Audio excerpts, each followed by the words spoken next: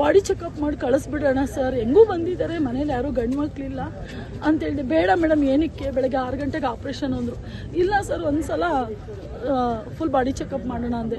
ಪರವಾಗಿಲ್ವಾ, ಮಾಡಿಸ್ತೀರಾ ಅಂದರು. ಹ್ಞೂ ಸರ್ ಮಾಡಿಸ್ತೀನಿ, ಯಾರನ್ನೋ ನಮ್ಮ ಕಲಾವಿದ್ರು ಕೇಳ್ಕೊಂಡ್ರೆ ಕೊಡ್ತಾರೆ, ಏನು ತೊಂದರೆ ಇಲ್ಲ ಅಂತಂದಾಗ ಅವಾಗ ಸಂಜೆ ಎಲ್ಲ ಚೆಕಪ್ ಮಾಡಿಸಿದಾಗ ಕ್ಯಾನ್ಸರ್ ಅಂತ ಗೊತ್ತಾಯಿತು.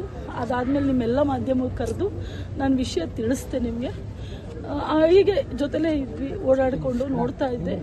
ಮೊನ್ನೆ ಕೂಡ ನಾನು ಗಿರ್ಜಮ್ಮ ಬಂದು ನೀರು ಕೂಡ ಅವ್ರಿಗೆ ಕುಡಿಸಿದ್ವಿ. ಗಿರ್ಜಮ್ಮ ನಾನು ಮೊನ್ನೆ ಬಂದು ಮಾತಾಡಿಸ್ಕೊಂಡು ಗುರ್ತಿಡಿದ್ರು.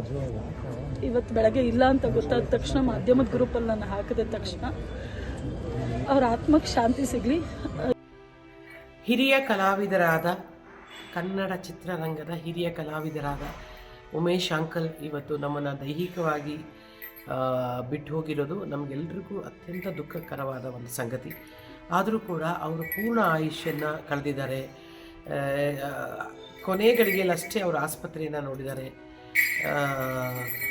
ಮತ್ತು 6 ದಶಕಗಳ ಕಾಲ, 60 ವರ್ಷಗಳಿಗಿಂತ ಹೆಚ್ಚು ಕನ್ನಡ ಚಿತ್ರರಂಗದಲ್ಲಿ ಸತತವಾಗಿ ದುಡಿದಿದ್ದಾರೆ ಅನ್ನೋದು ನಮಗೆಲ್ಲರಿಗೂ ಕೂಡ ಒಂದು ಮಾರ್ಗದರ್ಶಕ ಅಂತ ಅನಿಸುತ್ತೆ.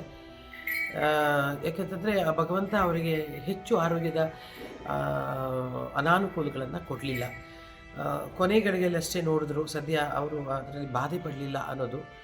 ಮತ್ತು ಹಲವಾರು ಕಲಾವಿದೆಯರು ಅವರಿಗೆ ನೇರವಾಗಿ ಹೋಗಿ ಅಥವಾ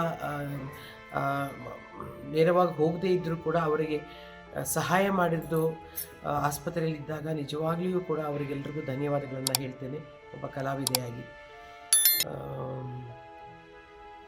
ಭಗವಂತ ಅವರ ಆತ್ಮಕ್ಕೆ ಶಾಂತಿ ಸಿಗಲಿ, ಅವರ ಮನೆಯವರು ಅವರ ಇಲ್ಲದ ದುಃಖವನ್ನು ತಡೆಯುವಂಥ ಶಕ್ತಿ ಅವರಿಗೆ ಕೊಡಲಿ, ಅವರ ಅಭಿಮಾನಿಸುವ ಮನಸ್ಸುಗಳಿಗೆ ಒಂದು ರೀತಿಯಾಗಿ ಶಾಂತಿ ಕೊಡಲಿ ಅಂತ ಬೇಡ್ಕೊಳ್ತೀನಿ. ನಮಸ್ಕಾರ.